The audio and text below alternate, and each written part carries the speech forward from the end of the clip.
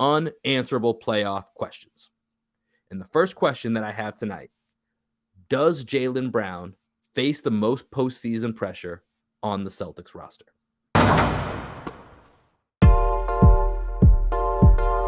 I think being that number 2 is one of the hardest roles that you can play, because you have to know your role and then at a moment's notice be able to ascend that role when called upon and when needed. I think if you had asked this question before Jaylen's great tweet, the infamous tweet, the energy is about to shift, bro, the energy is shifted. I don't think that you can really say that anymore.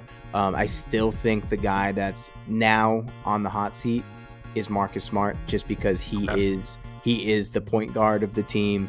And I think there is, as much as we love Marcus, and I don't question Marcus, I think Marcus should be the starting point guard of the team throughout the remainder of his contract.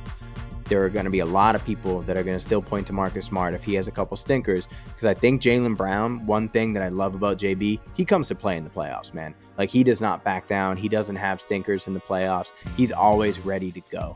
Marcus Smart, back to my article that I referenced at the beginning of this pod, he has those games where he can carry a team that needs to be carried, like when you least expect it, going back to the bubble against the Nets. I mean, against the Raptors, when Nick Nurse decided to box and one Kemba Walker, and then Marcus had, what was it, like 5 straight threes in the fourth quarter to put the nail in the coffin.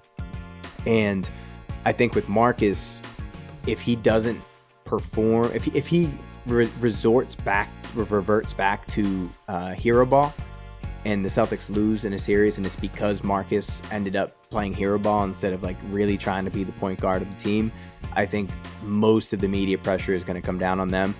Or even if Jaylen Brown has a couple bad games in the playoffs, the Jays are the future of the Boston Celtics. They're the present and they are the future.